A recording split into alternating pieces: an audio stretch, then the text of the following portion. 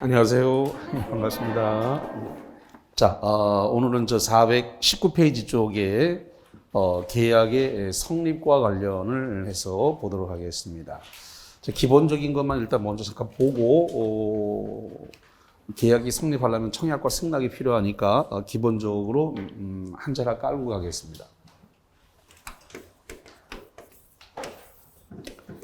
자, 어떤 사람과 어떤 사람이 법률 행위를 했습니다.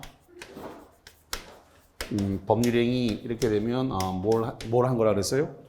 계약을 한 것이라 말씀드렸고, 여기서 계약 중에서 매매 계약을 했다 이렇게 하겠습니다. 매매 계약을 하기 위해서 갑이라는 사람이 자기 부동산 3억에 사신다면 부동산 넘겨줄 용의가 있습니다. 3억에 사실랍니까? 라고 해서 3억에 청약을 했습니다.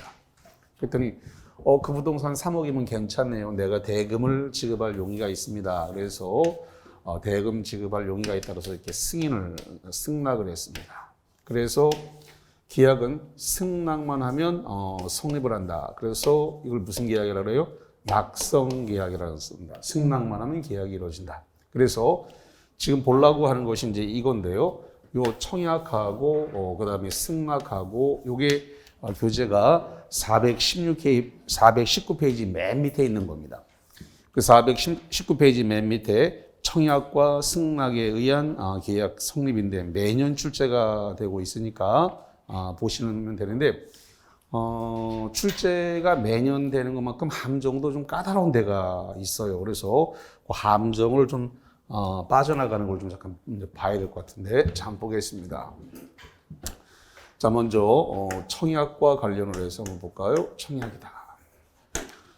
청약을 할 때에는 일단 불특정 다수인 얘기할 수 있다 이거죠. 불특정 다수인.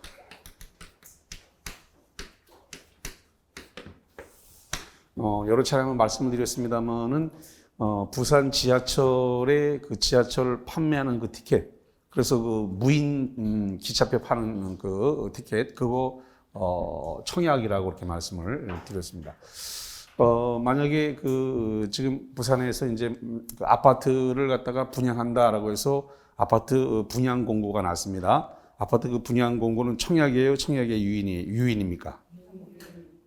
청약의 유인입니다. 왜냐하면 분양 공고가 났다 그래서 내가 분양 신청을 해서 분양받는다는 보장은 없어요. 왜냐 그러면 거기서 추첨을 또 해야 되기 때문에 그래서 분양 신청에 의해서 추첨이 돼서 당첨이 돼야 분양이 되는 거지 분양 신청을 했다고 해서 바로 분양이 당첨되는 건 아니니까 그래서 아파트의 분양 공고는 청약이 아니라 뭐라고요? 청약의 유인이다. 그 구분이 좀 필요하고요. 자, 그 다음에 두 번째로서 이 청약은 원칙적으로 도달주의가 적용된다는 거죠. 원칙적으로 도달주의입니다. 그럼 도달하고 나면 뭐 하지 못하냐? 철회할 수 없다는 겁니다. 도래하고 난 다음에는 철회하지 못한다. 그럼 여기서 발생하는 문제가 뭐냐면 그러면 청약과 철회가 동시에 도달했으면 어떨 거냐? 예를 들어서 청약을 보통 우편으로 보냈습니다. 근데 철회는 등기 우편, 빠른 우편으로 보내가지고 동시에 같은 날 도달했습니다. 그럼 처리할 수 있을까요, 없을까요? 그러니까 도달과 의사표시의 도달과 철회가 동시에 도달했다면 철회는 가능하다라는 게 대법원 판례입니다. 그래서 의사표시와 철회가 동시에 도달하면 뭐가 가능하다고요?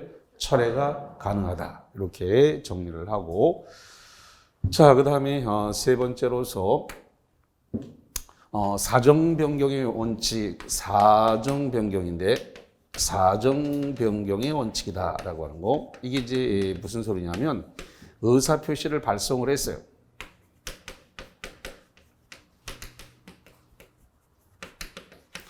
의사표시 발송 후에 표의자는 의사를 표시한 사람을 표의자라 그래요. 그 표의자가 사망을 했다는 겁니다. 또는 제한 능력자가 됐다는 거예요.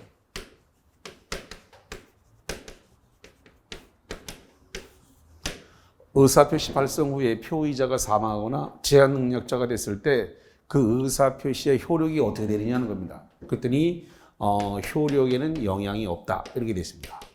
효력에 영향이 없다. 효력에 영향이 없다. 이렇게 되어 있다 이거죠. 효력에 영향이 없다는 것은 무효라는 거예요? 유효라는 거예요? 유효다 이 소리죠. 예, 유효다. 효력에 영향이 없다는 것은 사망을 하게 되면은 상속인이 책임을 지면 되고 제한 능력자가 됐으니까 이 부분에 대해서는 법정 대리인이 책임을 지기 때문에 그 의사 표시에는 영향이 없다. 유효다. 이런 소리가 되겠습니다.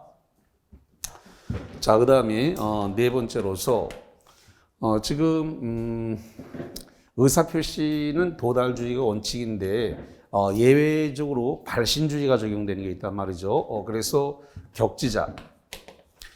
이 격지자 간의 승낙, 이 승낙의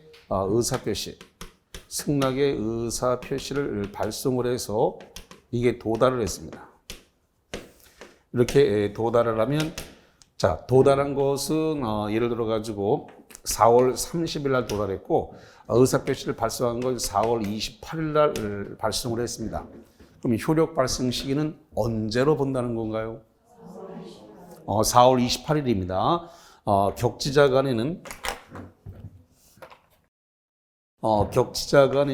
승낙의 의사 통지를 발송을 해서 도달하면 원래는 도달주의에 따라서 4월 30일 날 효력이 발생해야 되지만 격지자 간에는 의사표시를 발송을 하면 승낙의 의사표시를 발송한 그 시점 4월 28일 날 효력이 발생한다라고 해서 예외 규정이 있다라고 하는 거. 자, 그다음에 이 청약과 관련해서 이제 조심해야 될 것은 이제 이 5번 사항을 조심하셔야 되는데 뭐 별로 틀릴 건 없으니까 이 5번 사항만 조금 주의해서 보시면 돼요. 청약을 하면서 승낙기간을 정해서 청약을 할 거냐, 승낙기간을 정하지 않고 할 수 있느냐라는 겁니다. 그래서 이 승낙기간을 정해서 의사표시를 할 수 있는 것이고 청약을 할 수도 있는 것이고 승낙기간을 정하지 않고 청약을 할 수도 있다라는 겁니다. 만약에 승낙기간을 정해서 청약했으면은 그 승낙기간 내에 의사표시가 도달하면 되겠죠. 그래서 정해진 기간 내 승낙의 의사표시가 도달하면 되겠습니다. 그러면 요 정해진 기간 안에는 뭐 하지 못하냐 그랬더니 철회하지 못한다. 그런데 만약에 요 정해진 기간 내 승낙의 의사 표시를 받지 못하게 되면 요 승낙 기간이 끝남으로써 청약은 효력을 잃게 됩니다. 청약은 효력을 잃는다는 거. 그 다음에 만약에 청약이 승낙 기간을 정하지 않고 만약에 청약을 했다. 이렇게 되면은 상당한 기간 내에 승낙의 의사 표시가 도달해야 된다는 겁니다. 그럼 여기서 문제가 되는 건 승낙 기간이 정해져 있지 않을 때는 상당한 기간, 이 상당한 기간은 대법원 판례가 얼마로 규정하고 있어요? 15일에서 30일입니다. 15일에서 30일의 기간이죠. 이 기간 안에 승낙의 의사표시가 도달해야 되니까 이 기간 안에는 철회하지 못한다. 똑같습니다. 다만 이 기간 안에 상당한 기간 내에 지금 승낙 의사표시 못하면 이 상당한 기간이 경과함으로써 청약은 효력을 잃게 됩니다.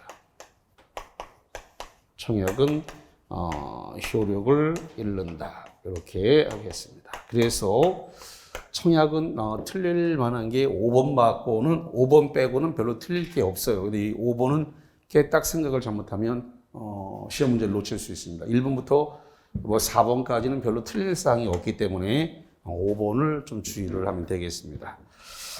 자, 그 다음에 승낙을 한번 볼까요? 그래서 정답이 청약과 승낙이 묶어서 나오는데 정답은 승낙 쪽에서 정답이 주로 많이 걸려요. 왜냐하면 학생들이 청약 쪽에서는 잘 안 틀리다 보니까 정답은 주로 승낙 쪽에다 걸어놓는다 이렇게 보시면 되겠는데 일단은 이 승낙은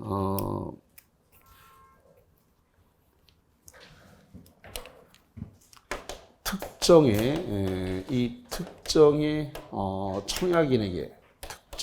청약인에게 승낙을 해야 된다는 거죠. 결론적으로 불특정 다수에게 승낙을 한다 그러면 이게 틀려버리게 되는 겁니다. 특정의 청약인에게 승낙을 해야 된다라고 하는 거. 자, 그 다음에 두 번째로서는 승낙 적격과 관련해서 자, 요 승낙 적격도 깨딱 잘못하면 이게 속을 수가 있는데 예를 들어서 이제 이런 겁니다. 청약인이 어떤 물품을 보내오면서 예를 들어서 4월 1일 날 어떤 물품을 발송을 했는데 그랬다는 겁니다. 4월 30일까지 이의를 제기하지 않거나 반송하지 않으면 승낙한 것으로 보고 대금을 입금해 주세요. 이렇게 해가지고 보내왔다는 겁니다. 그럼 나는 시킨 적도 없는데 어떤 물품이 나한테 왔어요. 그리고 4월 30일까지 4월 1일 날 발송을 해갖고 왔으니까 4월 3일쯤 왔다고 치고 근데 내가 원하지도 않은 물품이 와가지고 이의를 제기하지 않거나 반송하지 않으면 승낙한 것으로 보고 대금을 입금해달라 이렇게 얘기했다는 거죠. 그리고 우리가 흔히 하는 말로 뭐라냐면 그건 깡패가 하는 짓이다 라고 얘기를 해요. 승낙의 자유를 박탈했기 때문에 그것은 계약으로서 효력이 있다고요 없다고요? 없다고요. 내가 시킨 적도 없는데 물품이 와갖고 반품하거나 이의를 제기하지 않으면 승낙한 것을 보고 대금을 지급을 해달라. 말이 안 되는 거예요. 그래서 승낙 적격과 관련해 가지고 지금 동의 없이 마음대로 물품을 보내 가지고 반품을 하지 않거나 이의를 제기하지 않는 반품을 하지 않았다, 이의 제기를 하지 않았다, 이렇게 되면 승낙으로 보아 결제하라. 뭐 이렇게 하는 것은 이것은 효력이 있다고 없다고요? 없다. 이건 무효입니다. 무효기 때문에 반품할 의무도 없고 이의 제기를 해야 될 의무도 있다 없다? 없다. 일명 깡패가 하는 짓이다라고 아까 말씀을 드렸습니다. 그래서 그거 보시고 자, 그다음에 세 번째로서 지금 승낙을 하기는 했는데 이렇게 승낙을 했다는 거예요. 조건을 붙인 승낙을 했어요. 조건을 붙인 승낙 또는 변경을 가한 승낙.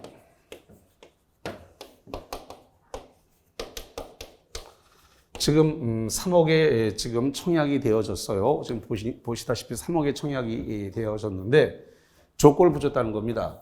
그래서 무슨 조건을 붙였냐 했더니 5천만 낮추면 5천만 원을 갖다가 낮추어주면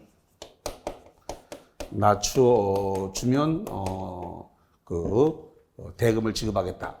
뭐 이런 식으로 됐다는 거죠. 그러면 조건을 붙여서 승낙을 했는데 변경을 가서 승낙을 했는데 5천만 원을 낮추어 달라는 거죠. 이렇게 되어 있는 것은 이것은 청약 거절과 동시에 새로운 청약으로 본다라고 돼 있어요. 이것은 청약 거절과 동시에 새로운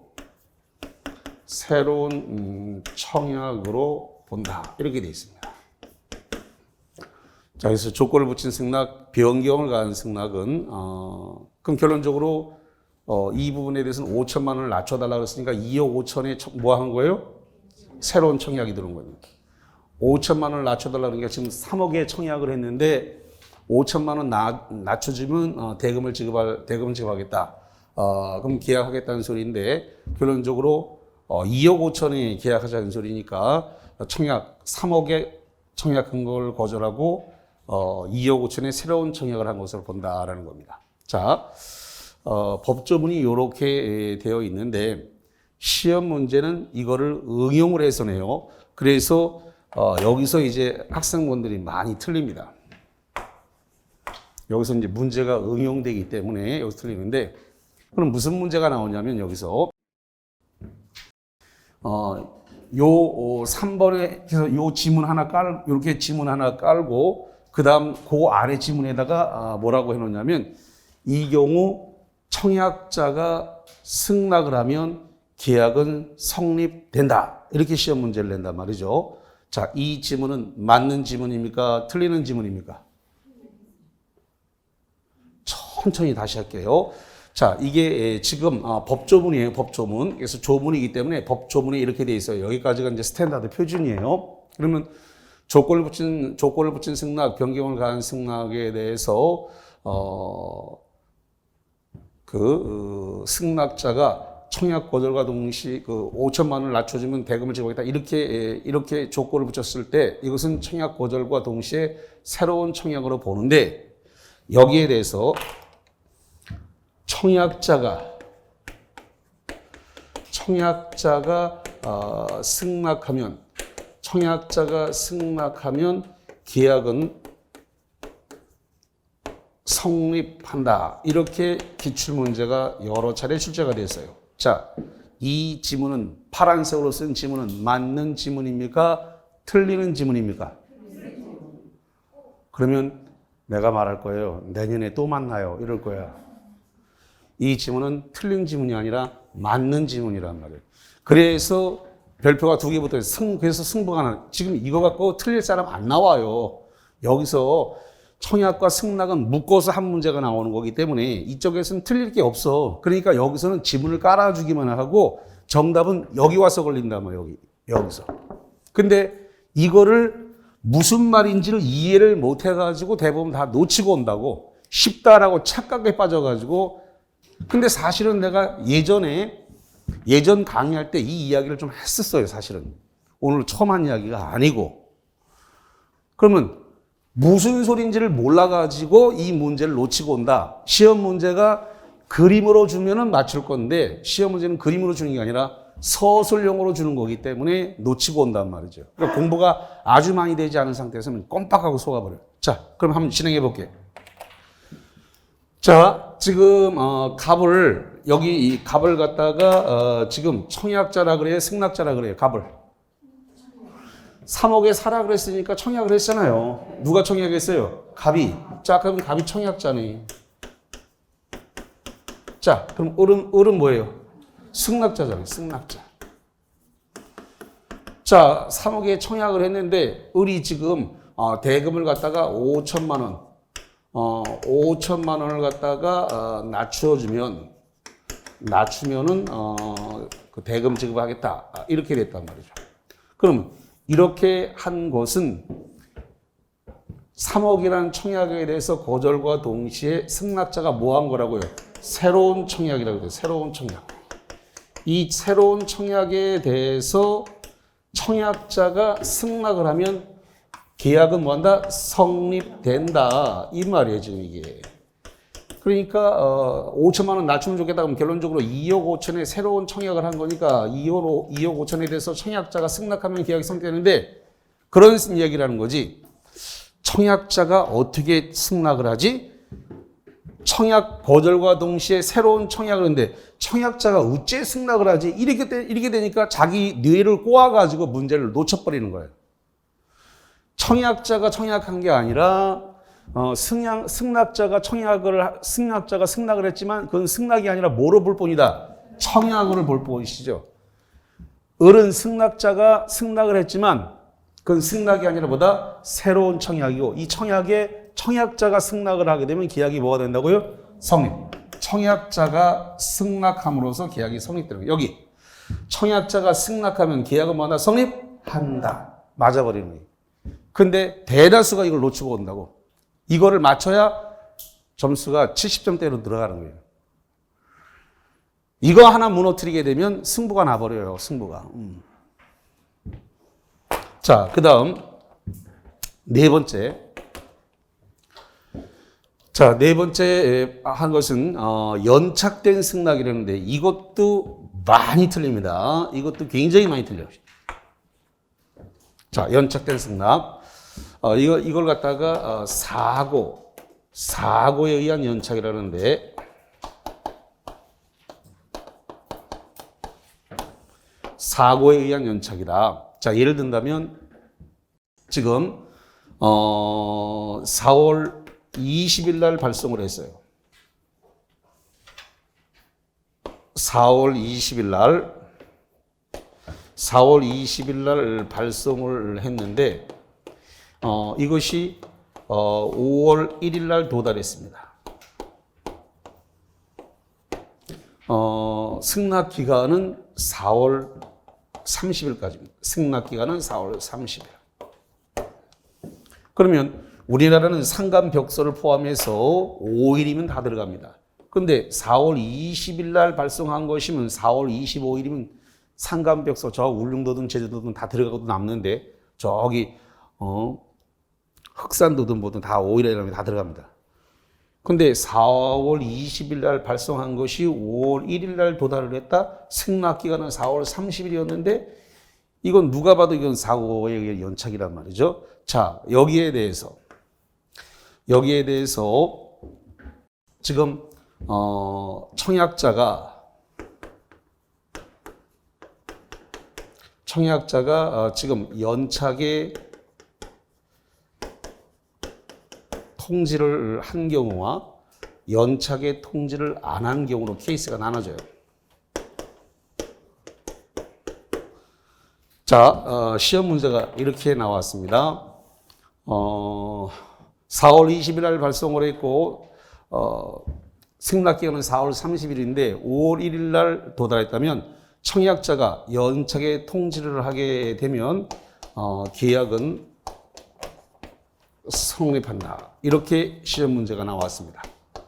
자, 이 시험 문제 이거 맞는 거예요? 틀리는 거예요? 내년에 또 만나요가 되는 거야.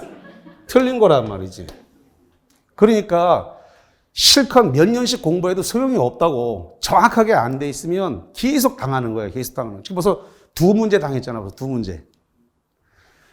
계약은 성립한다가 아니라 성립하지 않는다. 그러면 연착 통지를 안 해야만이 계약이 성립이 되는 거라며. 계약이 성립.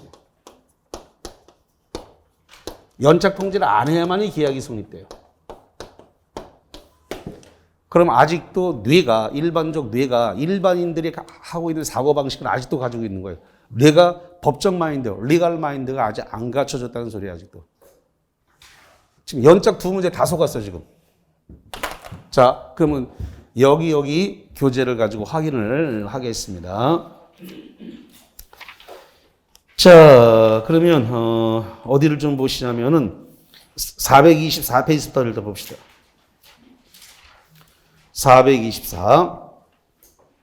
자, 이 424에 거기 그 꼭대기 팔레박스 밑에 연착된 승낙, 통상적인 연착이다. 연착 거기 530조 연착된 승낙 효력. 연착된 승낙은 청약자가 이를 새로운 청약으로 볼 수 있다. 그 다음에 그 밑으로 내려가서 528조 승낙기간을 정한 계약의 청약이다. 승낙기간을 정한 계약의 청약. 잠깐만 보세요. 지금 요 케이스는 승낙기간이 정해져 있나요? 4월 30일로 승낙기간이 정해져 있잖아요. 승낙기간이 4월 30일, 발송은 4월 20일, 도달은 5월 1일. 자, 거기 528조 승낙기간을 정한 계약이 청약은 청약자가 그 기간 내에 승낙의 통지를 받지 못한 때는 효력을 잃는다. 자, 여기하고 연결됩니다. 승낙기간이 정해진 청약은 정해진 기간 안에 승낙의 의사표시를 승낙의 의사도 도달해야 되는데 그때까지 도달하지 않으면 청약은 뭐한다고 효력을 잃는다. 정해진 기간 안에 승낙기간 안에 의사표시가 도달해야 되는데 안 하게 되면 청약은 효력을 뭐한다고요? 잃는다. 그 이야기가 되겠고. 자, 그 다음에 2항 승낙의 통지가 전환기간 후에 도달했다. 잠깐 칠판 보세요. 그러면 4월 30일이 승낙기간인데 5월 1일 날 도달했으면 승낙기간이 지난 다음에 도달한 거죠. 승낙기간이 4월 30일로 정해져 있는데 5월 1일 날 도달했으면 승낙기간이 지나서 뭐 했다고? 도달했다. 자, 그러면 528조 2항 승낙의 통지가 전항의 기간 후에 승낙기간 지난 후에 도달한 경우에 보통 그 기간 내에 도달할 수 있는 발송인 때에는 4월 20일 날 보냈으면 4월 20일 날 보냈으면 승낙기간 안에 충분히 10일이니까 충분히 들어오고도 남죠. 5일이면 다 들어온다 그랬습니다. 그러면 2배 해당되는 4월 30일 전에 보냈으니까 이거는 충분히 승낙기간 안에 들어올 수 있는 발송이었다.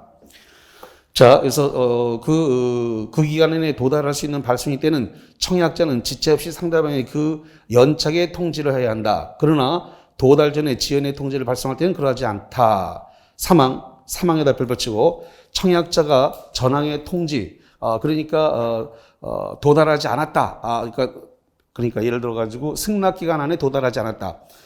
승낙기간에 도달하지 않았다는 통지를 하지 않을 때는 승낙의 통지는 연착되지 아니한 것으로 본다. 그럼 연착되지 아니한 것으로 본다 그랬으니까 뭐가 되는 거예요?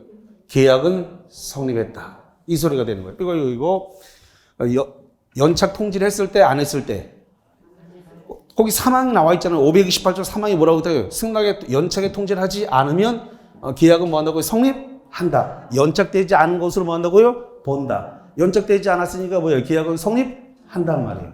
계약은 성립한다. 자, 연착 통지를 안 해야만이 계약이 성립돼요. 연착 통지 해버리게 되면 계약은 성립하지 않는다. 라는 이야기예요. 그래서 상당히 주의를 해서 보셔야 되는데, 그 밑에 다시 한번 보세요. 그 아랫줄 봅니다. 상황 밑에. 상대방이 승낙기간 내에 도달할 수 있도록 발송하였으나 특별한 사정으로 연착된 경우에 청약자가 지체 없이 연착 사실을 통지하여야 한다. 만약 통지하지 않은 경우에 계약은 뭐 한다고요? 성립된 것으로 보게 된다. 이거죠. 연착 통지를 안 했기 때문에 뭐 했다고요? 계약은 뭐 한다고요? 성립한다. 근데 시험 문제다가 연착 통지를 안 해야 계약이 성립되는데 연착 통지를 하면 계약은 성립한다라고 시험 문제다가 낸단 말이에요. 많은 사람들이 틀린다. 많은 사람들이. 그래서 연착 통지를 안 해야 계약이 성립되는 거고 연착 통지하는 순간 계약은 성립하지 않는다. 아주 많이 틀리는 사실이니까 매우 주의. 예? 계약 성립 안 한다고 실컷 써놓으니까. 아니 여기 써놨잖아요. 여기 뭐라고 써놨어요? 연착의 통지를 하면 연착의 통지는 하면 계약은 성립한다고 하면 틀렸잖아요. 성립하지 않는다잖아요. 자, 그래서 승부가 나버리기 때문에 대부분의 학생들이 여기서 많이 놓치고 온단 말이죠. 잘 알고 있다고 착각하지만 사실은 굉장히 모르고들 있는 거예요. 기출문제에 아주 많이 출제됐던 내용들이다 라는 걸 말씀을 드리고요.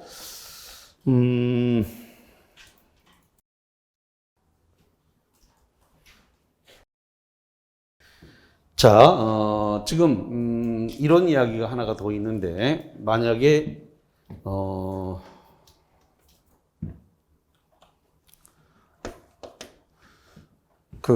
연착된 그냥 연착된 통지예요. 자, 그래서 지금 연착된 통지에 대해서 그러면 승낙 기간이 지나서 도달했다는 겁니다. 예를 들어 가지고 지금 4월 30일 4월 30일이 도달 기간인데 지금 5월 1일 날 이렇게 왔다는 겁니다. 5월 1일 날 도달을 했어요. 4월 30일은 승낙 기간입니다. 그래서 5월 1일 날 지금 왔습니다. 보니까 4월 29일 날 보냈어요. 4월 29일 날 보내서 5월 1일 날 도달을 했어요. 자, 그래서 이렇게 된 것은 뭐라고 한다고요? 연착된 통지, 정확하게 연착된 승낙이 되겠죠. 이 연착된 승낙에 대해서는 뭐로 보냐 했더니 새로운 청약으로 볼 수 있다. 이렇게 돼 있어요. 530조에 보면 이렇게 돼 있습니다. 그럼 여기서 헷갈리는 거 여기를 봐요. 조건을 붙인 승낙, 변경을 가한 승낙은 청약 거절과 동시에 새로운 청약으로 뭐 한다고 돼 있어요? 여기는 본다. 여기는 본다라고 돼 있고 여기 연착된 승낙의 통지는 새로운 청약으로 뭐 한다고요? 볼 수 있다. 다르게 돼 있어요. 이것도 정밀하지 않으면 이런 것들도 굉장히 많이 속아버리게 됩니다. 자, 그러면 거기 다시 424페이지 거기 꼭대기 판례 박스 밑에 530조에 연착된 승낙의 통지는 연착된 승낙은 청약자가 이를 뭐로 본다고요? 새로운 청약으로 볼 수 있다. 이렇게 되어 있습니다. 자, 그러면 거기 그 밑에 저쪽 423페이지를 한번 볼게요.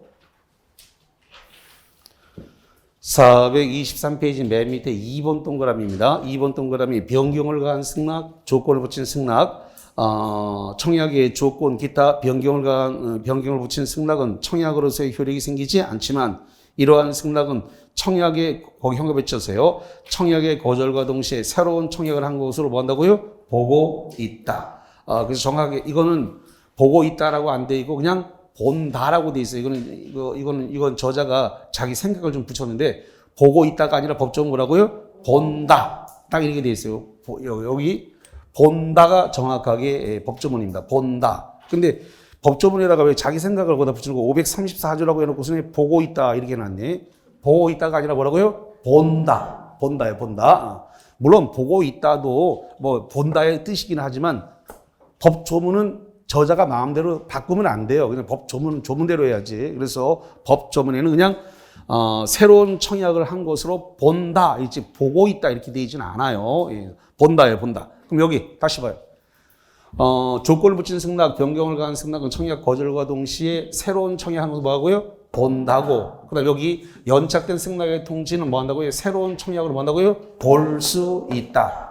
다르단 말이죠. 그래서 요 부분하고 그래서 좀 구분이 좀 필요하다라는 겁니다. 그래서 헷갈리니까 정확하게 좀 정리가 필요하다 이렇게 말씀을 드리고. 자, 그 정도 보셨고요. 그 다음에 427페이지 쪽으로 가봐요. 427페이지가 뭐가 나오자 그러면 교차 청약이 나와요. 교차 청약이라는 것은 청약만 2개가 있었다라는 뜻인데, 자, 칠판 잠깐 보세요. 갑이 이 부동산에 대해서 3억에 청약을 했는데 을도 동일한 부동산에 대해서 동일한 가격으로 청약을 했습니다. 그럼 청약만 몇 개예요? 2개죠. 다시 한번. 갑이 3억에 청약을 했습니다. 그래서 예를 들어서 5월 1일 날 발송을 했는데 을이 5월 2일 날 발송을 또 했습니다. 승낙에. 그러니까 아직 도달하기 전에 을이 또 청약을 한 거죠. 동일한 부동산, 동일한 금액에 대해서. 그러면 동일한 부동산, 동일한 가격으로 양청약이 발송이 됐기 때문에 마지막 청약이 도달되면 계약은 성립된 것으로 본다. 교차 청약은 양청약 중에서 마지막 청약이 도달되면 계약은 성립되는 거예요. 자, 교재 427페이지 맨 꼭대기를 봅니다. 533조. 당사자 간의 동일한 내용이 청약이 상호 교차된 경우에는 양청약이 상대방에 도달한 때 계약이 성립한다. 양청약이 그랬으니까 마지막 청약이 도달되면 계약은 뭐 한다고요? 성립된다라는 겁니다. 자, 그 다음에 그 밑에 의사실현에 의한 계약 성립이라는 게 있는데 의사실현에 의한 계약 성립입니다.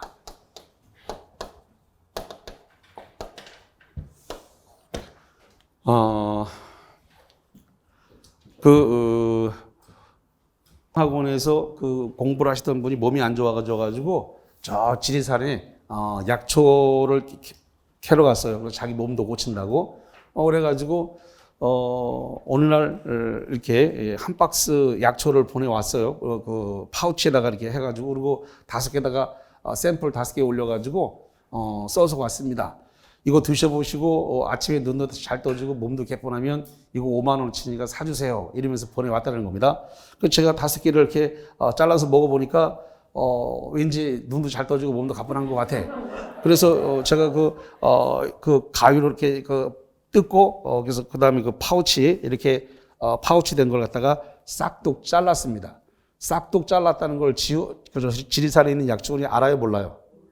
모르죠. 어떻게 알아? 내가 포항에서 잘랐는데 그 자른 걸 지리산에 있는 사람은 모르지. 그러니까 파우치를 싹둑 잘랐다는 것은 그 대금을 지불할 용의가 있다라는 뜻이죠. 승낙하겠다는 뜻이죠. 예. 그래서 승낙에 가름하는 행위가 있으면 그러면 저 상대방이 그러한 사실을 모른다 하더라도 계약은 뭐 한다고요? 성립된다. 그게 의사 실현에 의한 계약 성립이라 그래요. 자, 일단 조문 하나 볼게요. 그러면 거기 532조. 청약자의 의사표시나 관습에 의하여 승낙의 통지가 필요하지 아니한 경우는 계약은 승낙의 의사표시로 인정되는 사실, 형과 비치세요. 승낙의 의사표시로 인정되는 사실, 이 사실이 있은 때, 이 있은 때가 중요한 겁니다. 있은 때 발생한다. 그럼 기출문제는 뭐라고 하냐면 사실이 있다는 사실을 안 때 성립한다. 이렇게 기출문제가 나왔단 말이죠. 그래서 안 때가 아니라 뭐라고요? 있은 때. 있은 때입니다. 안 때라고 기출문제 여러 번 나왔어요. 안 때가 아니라 있은 때 발생. 그래서 제가 파우치를 싹둑 자르면 발생하는 거지. 제가 잘랐다는 사실을 지리산에서 알아야 계약이 성립되는 게 아니다. 지리산의 약주권이 알아야 계약이 성립하는 게 아니라 뭐라고요? 그러한 사실이 있을 때 승낙에 해당하는 어떤 행동이 있었을 때입니다. 그래서 제가 파우치를 제가 싹둑 자르는 행위. 자, 그 다음에 지금 그 주변에 이 연산동 주변에 유료 주차장이 많이 있습니다. 보니까 시간당 뭐 1,000원 이렇게 돼 있다고 칩시다. 입구에 유료 주차장 시간당 1,000원 이렇게 쓰여져 있는데 그거를 봤음에도 불구하고 유료 주차장 안으로 쫙 몰고 들어가서 주차를 딱 하는 순간 주차 계약할 의사가 있다는 거죠. 그래서 주차를 딱 하고 나오는 순간 의사 실현에 의한 계약 성립으로서 주차 계약은 성립된다. 이런 소리예요. 그게 의사 실현에 의한 계약 성립으로서 승낙에 가름하는 어떤 행위가 있었어요. 있다는 사실이 있게 되면 계약은 성립된다. 그 승낙에 가름하는 어떤 행동을 했다는 사실을 안 때가 아니라 뭐라고요? 있은 때. 거기서 의사표시로 인정되는 사실이 있은 때 계약이 성립되는 거지 안 때가 아니다 라고 하는 거 보시고, 그 다음에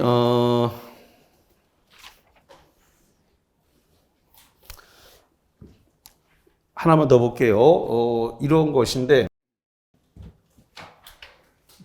지금 의사 뭐라 그럴까 의사가 불합치됐어요.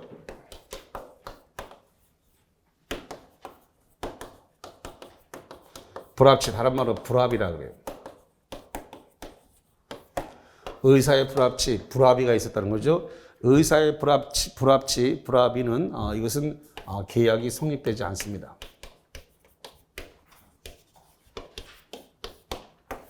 의사의 불합의는 계약이 성립한다, 안 한다? 안 한다. 자, 이게 무슨 소리냐면 이런 거예요. 저기 호주에서 부동산을 갖다가 호주에서 부동산을 매매를 했다고 칩시다. 근데 이걸 갖다가 100만 달러의 계약을 했다고 칩시다. 100만 달러. 근데 지금 이걸 갖다가 매도인은 US 달러로 100만 달러로 생각했고 매수인은 이걸 갖다가 호주 달러로 100만 달러다 이렇게 생각을 했어요. 근데 US 달러하고 호주 달러는 대략 시세가 5대 1쯤 차이가 납니다. 그러면 지금 US 달러로 생각을 했을 때 호주 달러는 결론적으로 500만 달러가 차이가 나버리는 거예요. 다시 한번.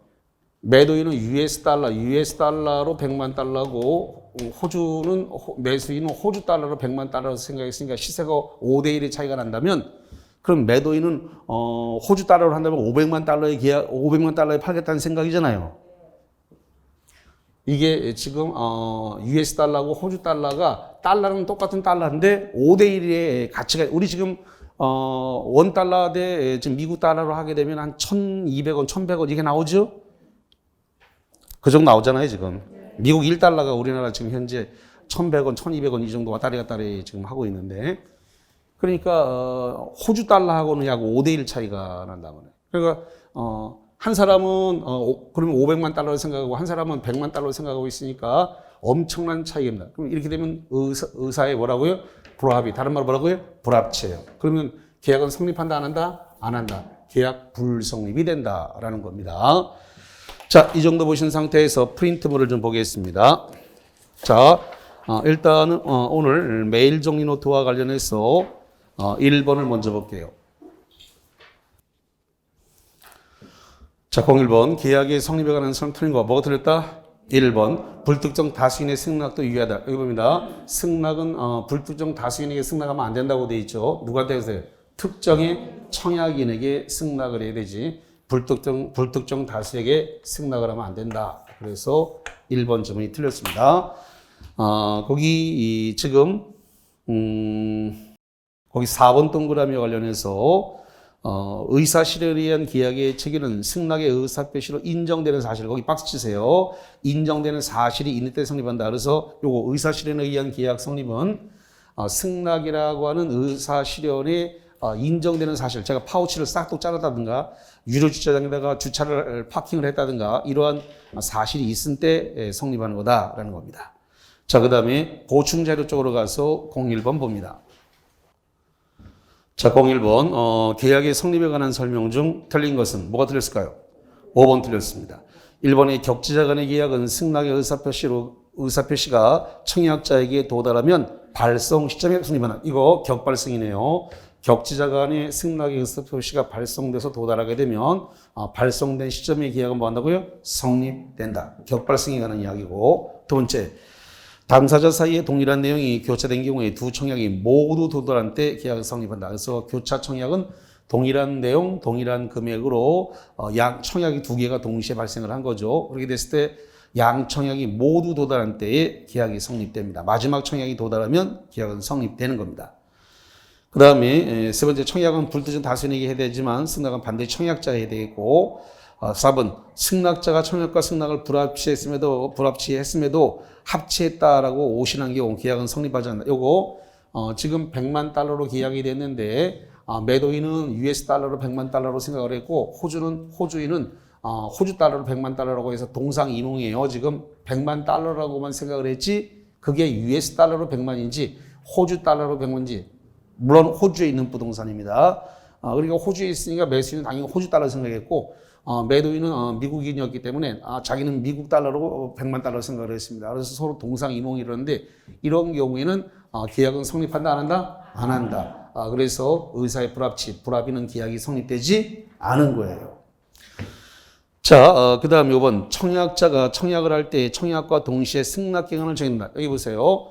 청약자가 청약을 하면서 승낙기간을 정해서 할 수도 있지만 정하지 않을 수도 있죠. 승낙기간을 정해서 청약을 할 수도 있지만 승낙기간을 정하지 않고 청약할 수도 있다. 그렇기 때문에 승낙기간을 정해서 청약을 해야 된다는 말은 틀려요. 정하지 않고 해도 상관이 없어요. 정하지 않으면 승낙기간은 어떻게 된다? 상당한 기간 내에 승낙의 의사표시가 도달하면 됩니다. 상당한 기간 얼마다? 15일에서 30일이다. 결론 5번 지문이 틀렸습니다. 자, 그 다음에 어디를 볼 거냐면은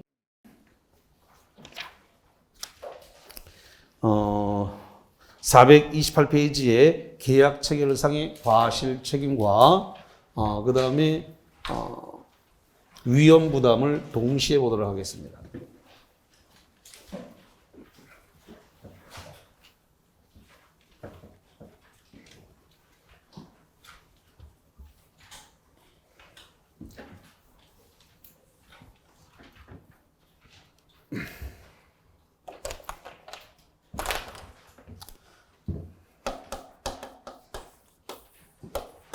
자, 어떤 사람과 어떤 사람이 부동산에 대해서 법률 행위를 했습니다. 자, 법률 행위를 했으니까 계약을 했다는 소리고 여기서 매매 계약을 했다. 이렇게 한번 해보죠. 매매 계약을 했는데 5월 1일 날 매매 계약을 했다. 그래서 여기서 매매 계약을 한 것이 한옥을 매매 계약했을 수도 있고 토지를 매매 계약했을 수도 있는데 일단 케이스는 한옥하고 토지하고 두 개 나눠서 따로따로 하겠습니다. 일단 먼저 한옥 건물부터 먼저 할게요. 자, 5월 1일 날 법률행위 계약을 했는데 물론 3억에 이렇게 부동산을 팔고 사기로 했습니다. 근데 이 한옥이 4월 25일 경에 화재가 나가지고 전소가 됐습니다. 다 탔다는 소리예요.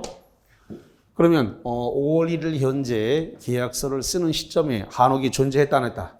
안 했다. 그럼 존재하지 않은 부동산을 거래했기 때문에 이행할 수 있어요 없어요? 없어요. 이걸 갖다가 원시적 불능이라 그래요. 이행할 수 없는 상태이기 때문에 뭐라고 그런다고요? 원시적 불능. 원시적 불능. 원시적 불능인데 문제는 전소라는 것은 전부 탔다 뜻이에요. 전부 다 타버렸기 때문에 이걸 갖다가 전부 불능이라 그래요. 무슨 불능? 전부 불능. 이렇게 전부 불능이 됐으면 이 한옥에 대한 매매 계약은 사법상 효력은 무효입니다. 다시 한번 사법상 효력 5월 1일 날 3억의 매매 계약이 있었던 것은 뭐라고요? 무효. 이루어질 수 없는, 이행할 수 없는 부동산에 대한 계약이 있었기 때문에 무효다. 그런데 이 상대방이 만약에 선의이고 무과실이었다. 자, 선의가 뭐예요? 몰랐다. 선의 뭐라고요? 몰랐다. 뭘 몰랐어요? 화재가 나서 다 타버렸다는 사실을 몰랐다. 무과실은 뭐예요? 몰랐다는 것에 대해서 과실이 없다예요. 그게 무과실이에요. 이렇게 선의 무과실이라면 요 선의 무과실에 해당되는 상대방은 요 갑이 과실이 일단 악이었거나 악이가 뭐예요? 알았거나 그러면 4월 25일 날 목적물이 없다는 사실을 알고 매도인이 팔았다는 소리죠? 예. 알았거나 또는 알 수 있었다는 겁니다. 알 수 있었다가 뭐예요? 과실이에요. 그러면 악의 또는 과실이 있는 경우에 요 상대방은 요 갑을 상대로 계약 체결상의 과실 책임을 물을 수 있다. 이런 거예요. 뭘 물을 수 있다고요? 계약 체결상의 과실 책임. 계약 체결상의 과실 책임을 물을 수 있다. 이런 겁니다. 계약 체결상의 과실 책임을 물을 수 있다는 말은 손해배상을 청구할 수 있다. 이 뜻이에요. 손해배상을 청구할 수 있다. 이런 뜻이에요. 손해배상을 청구할 수 있다. 그런데 손해배상, 우리 민법에서 나오는 손해배상이라는 말이 나오면 다 통일해 놨습니다. 뭘 물어주는 거라 그랬어요? 이행이익을 물어주는 거라고 여러 번 얘기했는데 민법상 손해배상은 뭘 물어준다고요? 이행이익을 통일이 되어 있으니까 겁먹지 말고 이행이익을 배상하는 거다 이 말이에요. 그런데 이행이익을 배상하는 게 이게 원칙인데 딱 한 번 예외가 있는데 신뢰이익을 배상하라 이렇게 돼 있는 게 딱 한 번 있단 말이에요. 신뢰이익을 배상해라. 이게 어디서 나오는 거냐면 계약 체결상의 과실 책임만 유일하게 뭐로 되어 있다고요? 신뢰이익 배상이에요. 그 이외에 민법상 손해배상이라는 말이 나오면 다 뭘 물어주는 거라고요? 이행이익 배상이에요. 근데 이 신뢰이익 배상은 이행이익을 넘어갈 수 없다. 이렇게 되어 있습니다.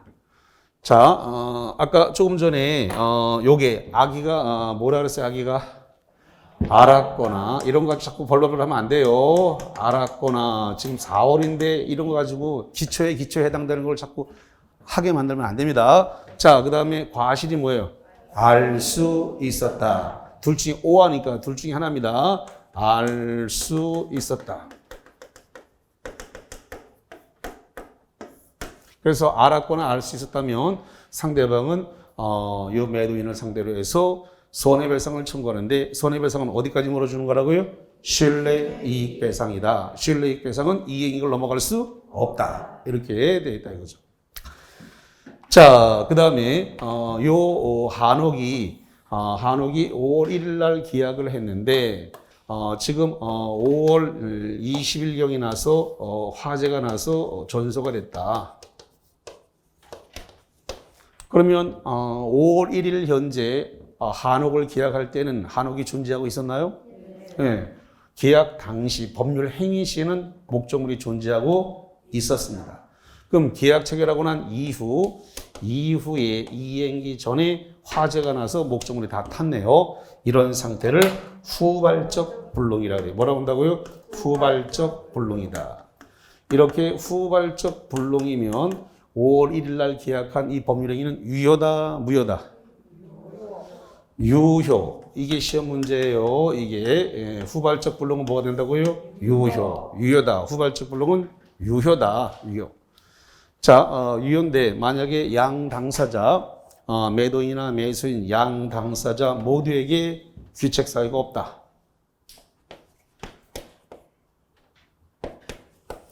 양 당사자 모두 귀책 사유가 없다. 귀책 사유가 없다란 말은 매도인이나 매수인 둘 다 잘못이 없다. 이런 소리예요. 둘 다 잘못이 없다. 자, 이렇게 됐을 때 발생하는 것이 위험부담이라고 그래요. 뭐라고 한다고요? 위험부담이에요. 자, 이 위험부담이라는 것은 누가 손해볼 거냐를 정해놓는 것을 위험부담이라고 부른다는 겁니다. 누가 손해를 볼 것이냐. 자, 437페이지 맨 밑에 들어갑니다. 437페이지 맨 밑에 제목이 뭐라고 되어 있다고요? 위험부담이에요. 이게, 자, 잠깐만.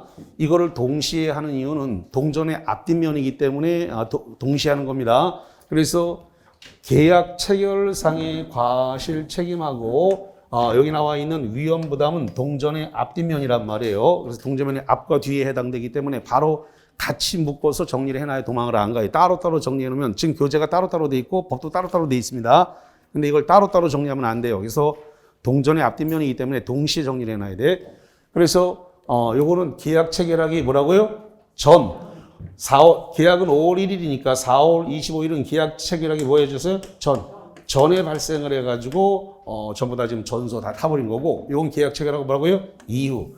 계약 체결한 이후에 발생한 문제니까 이건 전이고 이후니까 동전의 앞뒷면이 된다 이 말이에요. 이게. 그래서 자, 이렇게 지금 당사자 모두에게 귀책 사유 잘못이 없다. 잘못이 없는데 일단 목적물은 타버렸고, 그러면 위험부담은 네가 봐라 손해. 누가 손해 볼 거냐를 정해놓은 것이 위험부담인데 원칙은 채무자 위험부담주의를 채택하고 있습니다. 뭐라고요? 채무자 위험부담주의. 예, 채무자 위험부담주의가 원칙이다라는 겁니다. 채무자 위험부담주의가 원칙이다. 자, 이렇게 되면은 자, 시간상 마무리가 안 될 것 같으니까 좀 문제까지 풀고 이렇게 되면 한 10분, 15분 가버리니까 쉬었다가 와서 뒤에 이어가겠습니다.